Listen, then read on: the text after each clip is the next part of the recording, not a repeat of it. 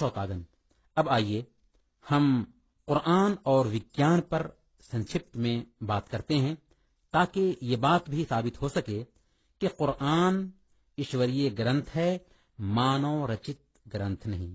قرآن کوئی وگیان کی پستک نہیں ہے بلکہ مارگ درشک گرنتھ ہے، پرنتو اس کی 6000 آیتوں میں سے 1000 سے ادھک آیتوں کا سمبندھ وگیان سے ہے۔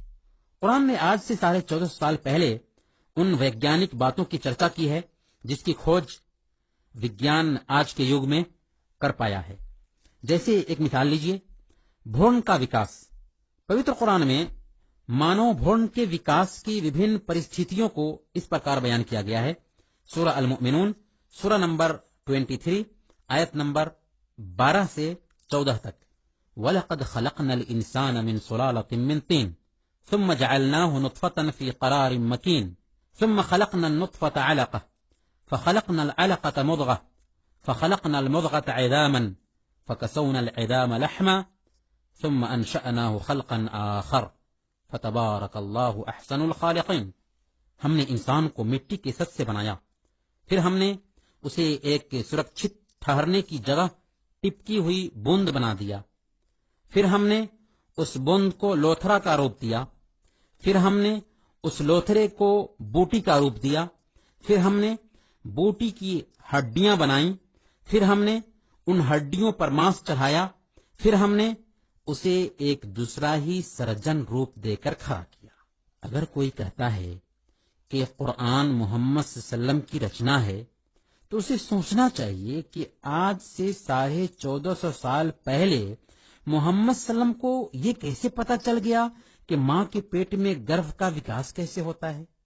یہ اس بات کے لیے پرمان ہے کہ قرآن محمد صلی اللہ علیہ وسلم کا بنایا ہوا نہیں بلکہ ایشوریہ وانی ہے۔ اسی لیے کینیڈا یونیورسٹی کے ایک پروفیسر مورے ان آیتوں کے سمبندھ میں لکھتے ہیں، ہمارے لیے اسپشٹ ہے کہ یہ تتھ محمد صلی اللہ علیہ وسلم پر اللہ کی اور سے ہی آیا ہے، کیونکہ بھورن کی کھوج محمد صلی اللہ علیہ وسلم کی مرتیو کے بعد ہی ہوئی ہے۔ یہ ہمارے لیے اسپشٹ پرمان ہے کہ محمد صلی اللہ علیہ وسلم اللہ کے بھیجے ہوئے سندیشتہ ہیں۔ ایک دوسری مثال لیجئے، تکلیف اور کشٹ کھال کو ہوتا ہے، گوشت کو نہیں۔ پروفیسر تیگا سان نے جب سن 1995 عیسوی میں سعودی عرب کے ریاض میں آیوجت ایک سبھا میں قرآن کی اس آیت پر چنتن منن کیا۔ آیت کیا ہے؟ سورہ نساء آیت نمبر 56۔ اس کے اندر یہ میسج ہے کہ جن لوگوں نے ہماری آیتوں کا انکار کیا انہیں ہم جلد ہی آگ میں جھونکیں گے۔ کلما نضجت جلودہم بدلناہم جلودا غیرہا لیذوقوا العذاب۔ جب ان کی کھالیں پک جائیں گی تو ہم انہیں دوسری کھالوں سے بدل دیا کریں گے تاکہ وہ یاتناؤں کا مزہ چکھتے رہیں۔ اس آیت پر چنتن منن کرنے کے بعد انہوں نے اپنا وچار ان شبدوں میں ویکت کیا، میں وشواس کرتا ہوں کہ قرآن میں جو کچھ بھی 1400 ورش پورو لکھا جا چکا ست ہے اور آج انیکوں ویگیانک سروتوں دوارا پرمانت کیا جا چکا ہے۔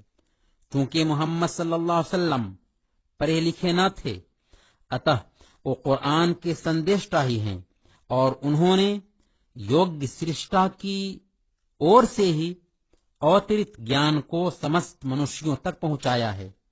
وہ یوگ سرشٹا اللہ ہی ہے، اس لیے لگتا ہے کہ وہ سمے آ گیا ہے کہ میں گواہی دیتے ہوئے پڑھوں۔ پھر انہوں نے کہا، اشہد اللہ الہ الا اللہ و اشہد ان محمد رسول اللہ۔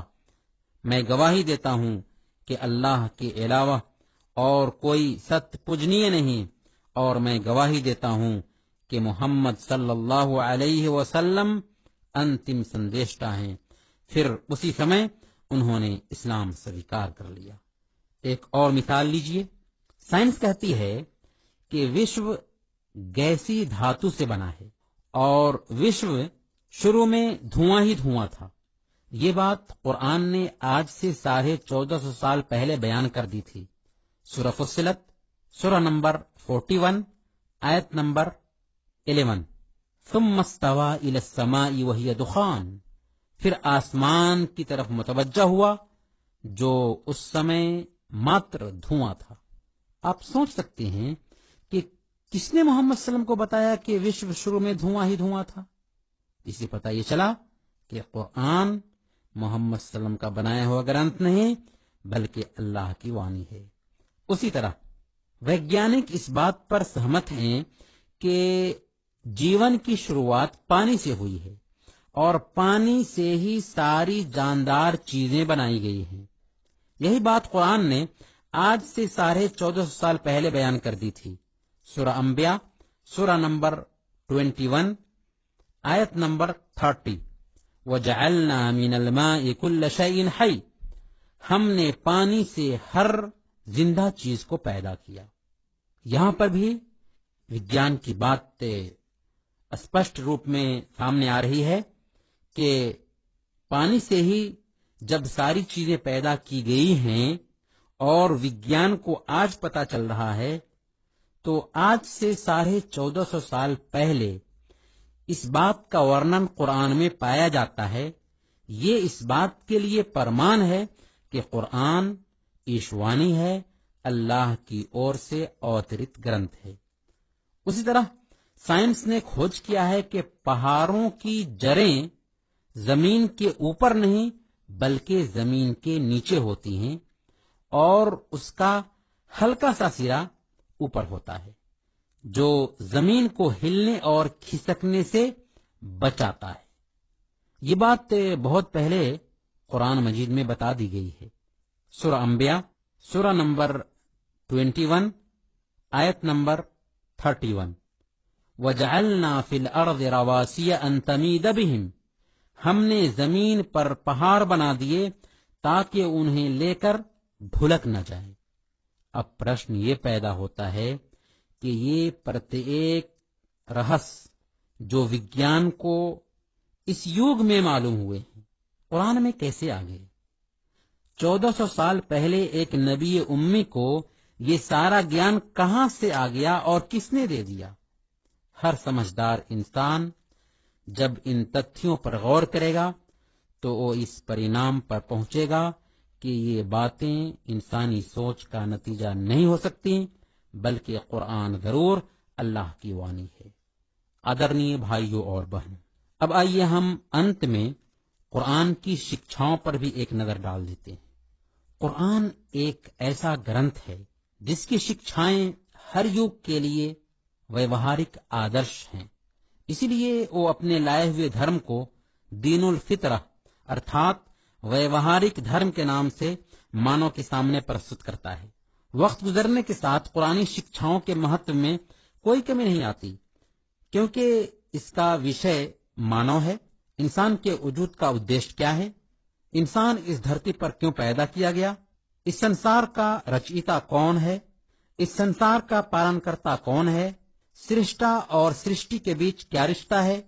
یہ سارے ایسے وشے ہیں جن کا سمبند کسی خاص زمانے سے نہیں، کیونکہ اسلام ویلوز کی بات کرتا ہے اور ویلوز کبھی بدلتے نہیں۔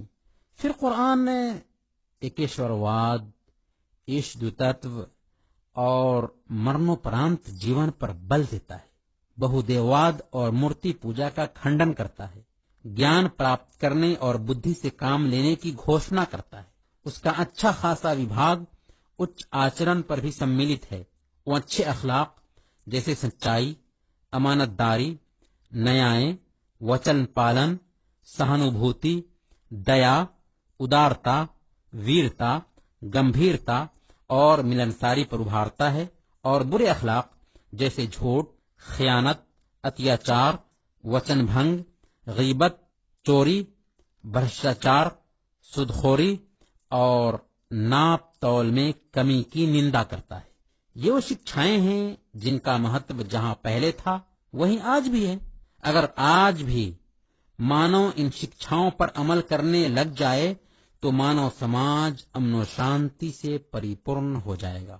اس لیے یہ کہنا بالکل غلط ہے کہ قرآن کی شکشائیں آج کے زمانے کے انوکول نہیں بلکہ ہر زمانے کے لیے انوکول ہیں، اور قیامت کے دن تک قرآن کی شکشائیں